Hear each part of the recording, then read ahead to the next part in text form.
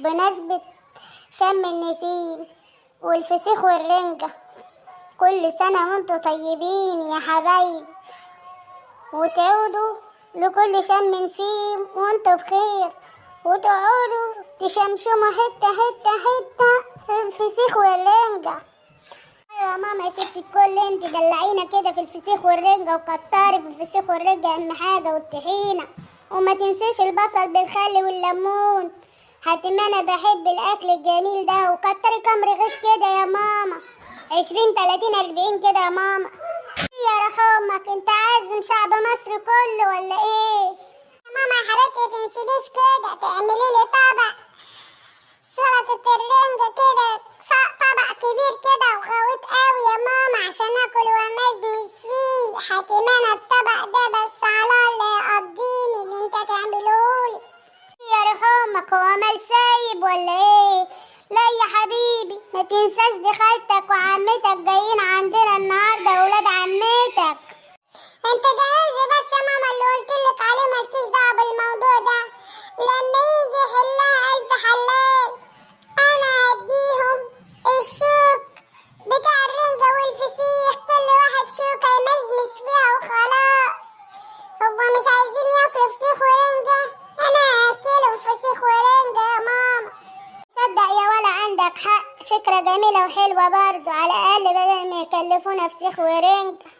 حيلك حيلك يا ست ماما، ايه الكلام اللي انت بتقوليه ده؟ معقولة يا ماما تعملي زي ما اخويا بيقول كده؟ لا يا ماما ما يصحش كده، ده عمتي وخالتي ممكن يزعلوا، ولاد خالتي وولاد عمتي، ما يصحش كده يا ماما، انت لازم تكتري فسيخ ورنجة يا ماما. وبعدين يا ماما ايه الخط الرزع ده اللي جاي في المطبخ يا ماما؟ هو ايه اللي بيحصل؟ اختك يا حبيبي قاعدة تجهز في المطبخ، لما يجي ولاد عمتك وولاد خالتك عمالة تخبط وترزع في المطبخ، مش طايقة نفسها، عمالة تقول دي الحفلة دي كلها عاملها انا النهاردة، ما يجوش ليه بدري عشان واحدة منهم تساعدني. حسسانا تعمل ذبيحة قوي يعني يا ماما كبيرة، ده بالاخير شترنجة وملوحة وفسيخ وشوية بطاطس هتحمرهم، هي تعمل حاجة كبيرة قوي يعني؟ وبعدين يا ناصح يا قاعد تشطر وتقول لي ماما هي بتعملي كل ده في المطبخ، ما تيجي يا اخويا تعمل انت بدالي وتشطر وتتنصح كده وتقف في المطبخ وتشوف انا بعمل ايه وتشملل كده. مش قلتلك يا ست هانم 1000 مرة الفسيخ والرنجة ده ما يخشش شقتي تاني؟ وبعدين يا ست هانم لما تكوني عايزة تاكلي فسيخ ورنجة بتلاقي في الشارع يا اختي، ما تجيبهاش الشقة هنا تاني، انت شكلك هطلقك النهاردة. ايوه يا ولا كده من وش يا ولا، لما اكلم الراجل ده بيقول ايه؟ هكون بقول ايه يعني يا ست هانم؟ الكلام اللي سمعتيه ولازم يتنفذ، انت تاخدي بعضك وتطلعي بره دلوقتي حالا، مش عايز اشوف الريحة دي تاني في الشقة، وخد الفسيخ والرنجة يا اختي معاكي.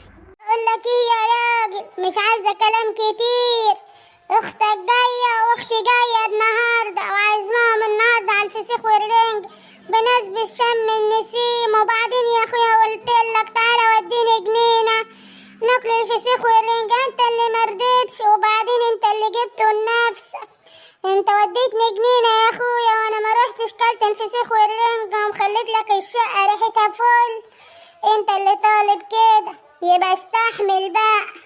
يعني اقعد فين يا ست هانم دلوقتي من ريحة الرنجة والفسيخ؟ ده انا مش طايق ريحة الشقة، ده انت قلبتلي الشقة ريحتها كوبيا. اسمع يا اخويا لما اقولك هما كلمتين مش هتنهم تاني، خد بعضك يا اخويا وانزل تحت اقعد على القهوة مع اصحابك لحد ما الريحة تروح، انت وحظك بقى لتاني يوم لتالت يوم زي ما تيجي تيجي، مش انت اللي مش طايق ريحة الشقة، استحمل بقى يا اخويا ريحة الشارع طالما مش طايقها، مش طايق ريحة الشقة. حاضر يا ست هانم، انا سايبها لكم ايه، ببخر يا اختي الشقة كويس وحطوا معطر، هي ساعتين 3 تلقي الريحة راحت بعد ما تخلصي اكل. على الاقل كنا شمينا هناك شم النسيم في الورد والفل والياسمين، الدنيا ربيع والجو بديع، قفلني على كل المواضيع، الله الله الله الله.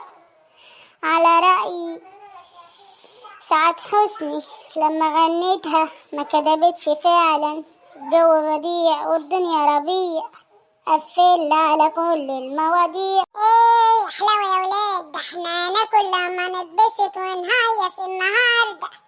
يا ست ماما يا مدلعانا انتم مظبطانا. ومين يا اختي اللي متصربع على الباب وعمال يخبط فيه؟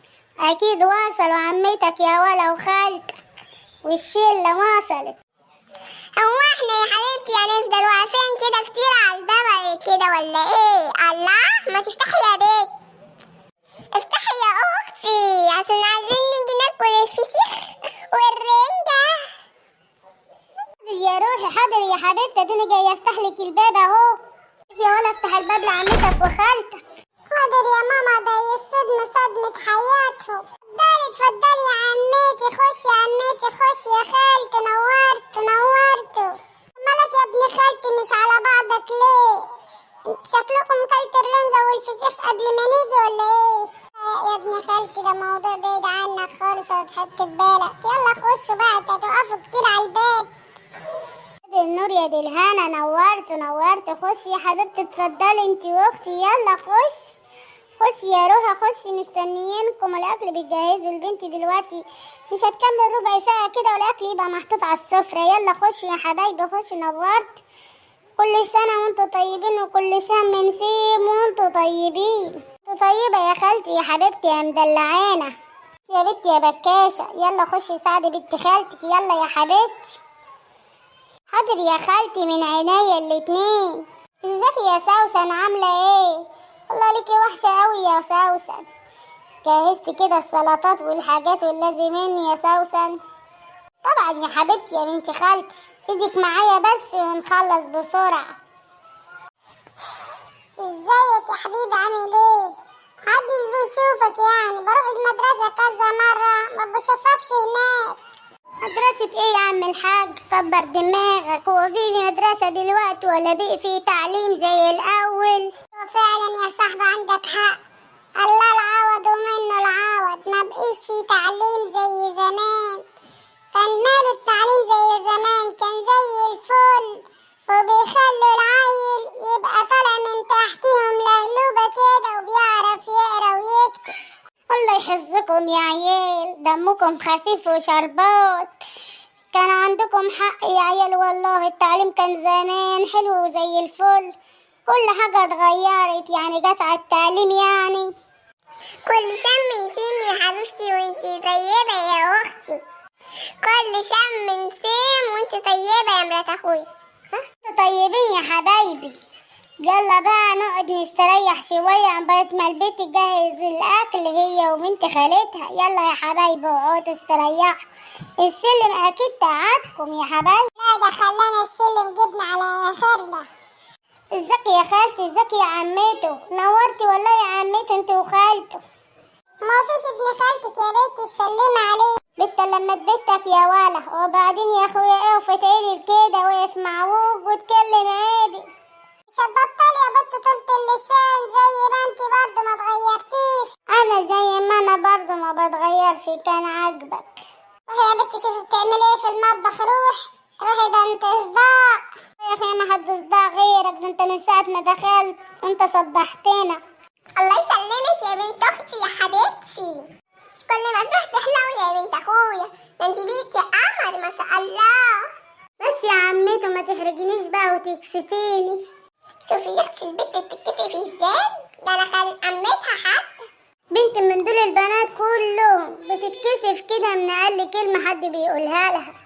ونعمة تربية يا اختي حبيبتي. ما يا اختي يا حبيبتي تشغلينا الجو بديع والجو ربيع، ما تشغلها لنا يا اختي كده الاغنية دي، عايزين نسمعها شوية في شم النسيم. يا اختي يا حبيبتي من عينيا، اشغلك سعاد حسني، دي بتغنيها اغنية جميلة خالص.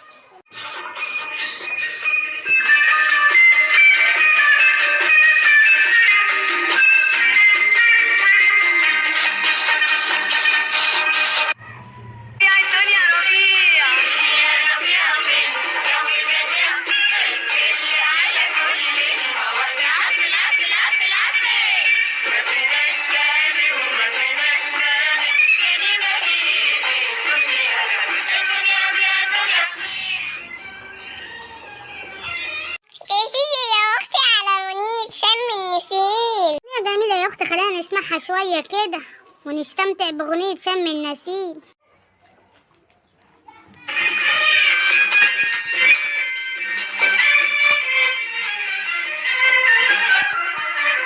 الشجر الناشف بقى ورور والطير بقى لعبي ومتهور. ده الشجر الناشف بقى ورور والطير بقى لعبي ومتهور. واحنا هنفرفش انت امال دلوقتي ولا في سبتمبر؟ يا سلام يا سلام يا ولا على الأغاني الجميلة والرومانسية. سعاد حسني ولا حد يقدر يغني زي سعاد حسني، ده أغانيها جميلة سعاد حسني. الورد الناشف بقى ورد، يلا يا أختاه يلا يا حبيبتي نلف لفة مع بعضينا كده ونلعبها زي ما كنا بنلعب زمان تحت الجنينة لما كنا بنروح نشم شم النسيم واحنا عيال صغيرة. لسه فاكرة يا أختي لحد دلوقتي؟ ده احنا كنا لسه صغيرين يا أختي، كنا أيام زمان، الأيام الجميلة الحلوة اللي عشناها مع بعض أيام الطفولة. لكن انتي عندك أخت وعشت الطفولة، أما أنا ما كانش عندي إخوات عشان أعيش عشت الطفولة اللي انتي عشتيها دي. بعدين يا حبيبتي احنا إخواتك، يعني انتي غريبة يعني؟ انتي أختنا برضه. هو يا أختي الفسيخ والرنجة يحلى غير مع الحبايب؟ طبعا يا أختي، أخويا أخد بعضه ومشى زي عواضي طبعا. أيوة يا حبيبتي، ما انت عارفة أخوكي ما بيحبش ريحة الفسيخ ولا بيطيق ريحتها في الشقة، لا الرنجة ولا الفسيخ، خد بعضه ونزل قعد على القهوة. طول عمره أنا عارفاه، أخويا طول عمره نكدي كده من يومه.